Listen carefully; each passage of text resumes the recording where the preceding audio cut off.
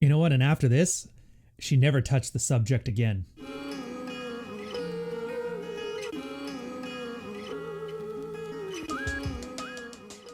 What is it about the red pill? Well, we swap notes. Now, I'm sure a lot of people have heard all kinds of different stories about us and what we do here, but I'm here to give you a glimpse inside the locker room to see what work is really happening. Here, we're going to be discussing the field reports that we've had from a few years back. At the time, brand new guys trying to learn the strategies that we talk about. Who am I? Well, I'm Ryan. I used to be a brand new guy. And like you, I was pretty good at women, pretty good at relationships, but I wasn't great. So when hard times hit and things got tough, it turns out there's nowhere for a man to go nowadays that actually wants him to succeed, to thrive, or to get better at what he does and improve his lot in life. So I did what any guy would do. I took it upon myself, found a bunch of guys in the same boat as me, talked amongst each other, and we built a working set of strategies based on the experience of hundreds of thousands of men. Just like us. Just like you. We're men swapping notes, we're iron sharpening iron. Welcome to the locker room. Let's get into it. Finally, I got around my procrastination, and I've been going to the gym consistently. I finally understood why lifting is the cornerstone of the red pill. I've been feeling a lot better, my emotions are more in control, better discipline at work. I feel calm and confident most of the time. Now, I haven't dialed in my diet yet. I've been researching on keto, and it looks like it's the way to go. The wife seems to like the fact that I'm being consistent. Our sex life is very good and on point. She's enjoying it a lot again. Awesome stuff. You name it. But she's been trying to sabotage with the food. Now, I told her I'm going to make a few changes on food, avoiding sugar and bread and simple carbs, and she's been pushing brownies and cake and etc. I just ignore it and carry on. Now that I'm going to the gym, the wife has been talking about taking care of herself. So, a friend of ours goes to a girls only bodyweight class 3 days a week, so I arranged for my friend to pick her up. I offered to take care of the baby at that time, etc., and it's been 2 weeks. She hasn't gone a single day. On that same line of thought, though, she started talking about taking care of herself. I reminded her I got a bunch of supplements and vitamins at home, that she could start taking them again. And now comes the fun part. She starts talking about how she'd like to stop working so she could take care of herself. And I told her that's not feasible at the moment. Then started how she wanted to have a social life, got to the gym, sleep until late. Yeah, I know I'm supposed to be quiet about this stuff, but it was too great an opportunity to let pass. I told her it was a great idea. We take turns at it. I work for a year while she takes care of herself, and then next year, I take care of myself while she works. I had a lot of fun with her hamster trying to counter all this, and she never touched the subject again.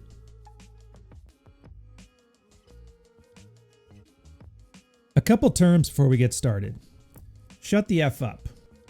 There's a reason why you see this in the descriptions more often in field reports than just about any other one. If a guy is not good at properly communicating, or in this case, I mean understanding womanese and speaking in Manglish, it's always better to be quiet and not say anything. Now, when he uses it here, he doesn't really know what to do, so he kind of defaults to it. But the whole point isn't just to shut up no matter what happens as soon as things get emotional. The point is not to speak until you understand what it is you're trying to communicate and what the purpose of the conversation is.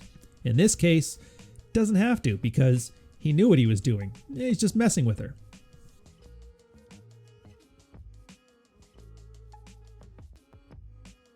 Do you even lift, bro? You're going to hear just about any red pill person talk about lifting being the cornerstone of this, and there's a good reason for it. A lot of guys understand it autistically, and they think it means that every guy needs to look like 6'2" Chad or he's wasting your time. It's not so much that. First off, there's the health aspect.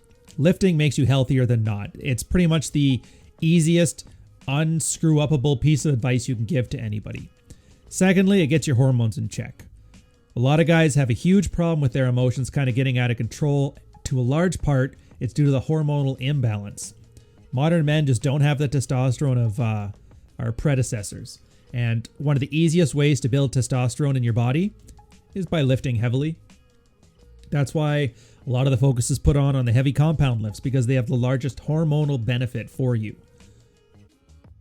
The next benefit of it is it allows you to start doing things that have value for you and stop doing things that aren't valuable to you.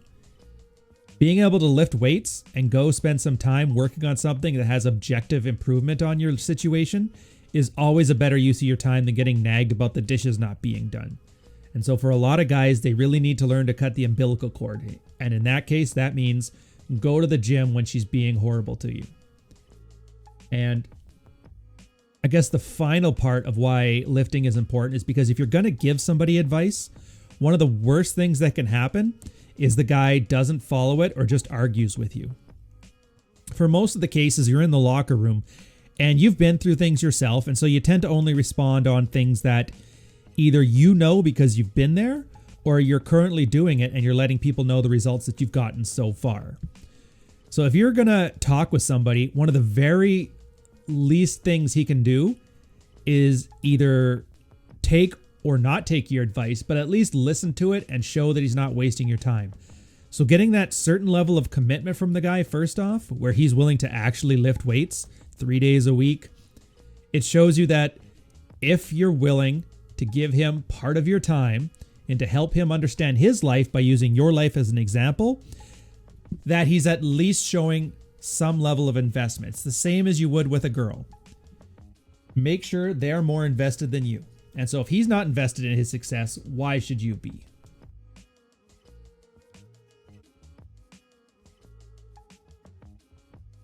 Sabotage. This one, super common. Most people are very plastic in the brain. They think of a certain way and they tend not to change it over anything.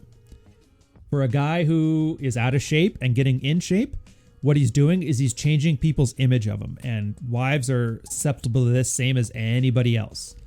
So if she always thinks of you as the fat schlub, once you start lifting weights, eating better, working out right, it's a discomforting thing to another person because they have to rewire what they think of you.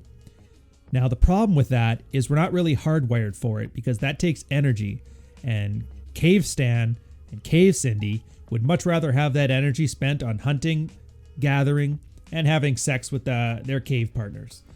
So what a lot of people do in order to heal this cognitive dissonance with their impression of you and your actions is to actually work at putting you back into that box, which in this case, and it's a very common one for most red pill guys, lose 20 pounds and watch your wife constantly trying to feed you bad food because she's used to seeing you out of shape and she's very uncomfortable with the idea of having to think of you now as the fit, attractive person. It's much easier just to feed you some candy and go back to thinking of the way the things used to be.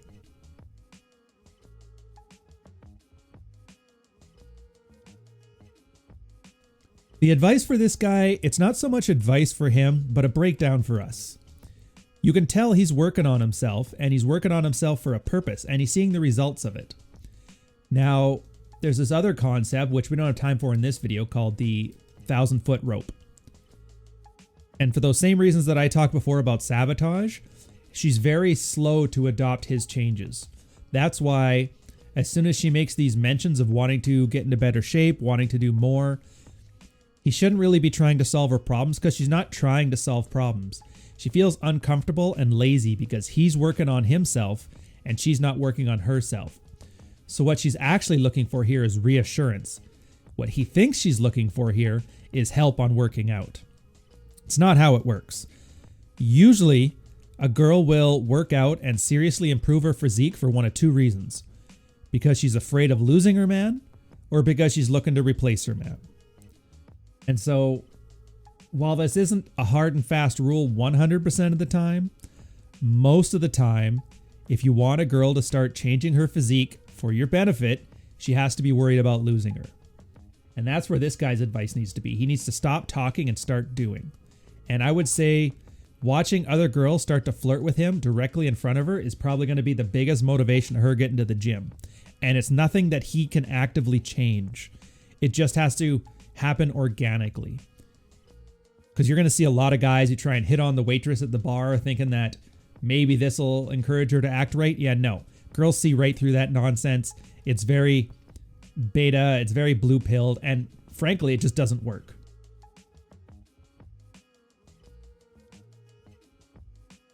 So what's in this for you? What's in this for you is the same thing as always in it for you. It's another example of why you can't listen to what she's saying. You can only watch what she does. And right now, he's listening to her way too much. She's talking about wanting to work out. He's offering advice on how he wants her to work out with him. She doesn't do any of it.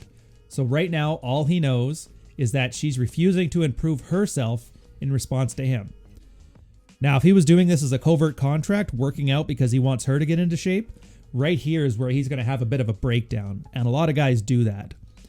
For most of the guys talking about how red pill doesn't work, this is usually why they think so. They create themselves a large covert contract, and when she doesn't fulfill her end of the bargain, they tend to blow up.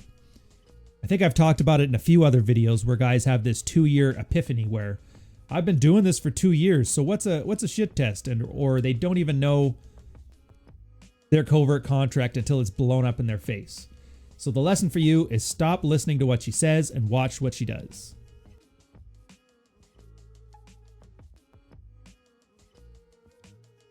An alternative to this, straightforward. Don't focus so much on the conversation. The only good conversation he really had here is the time where she wanted to basically manipulate him into her staying at home and not having to work. At that point, just a little bit of messing with her. From my old pickup days, I would say he phrased it badly. This is really no different than a conversation than a girl at the bar saying, hey, you should buy me a drink. The standard response that we've been talking about since, I think, the late 90s, the early 2000s, is you buy me the first drink and I'll buy you the next 2.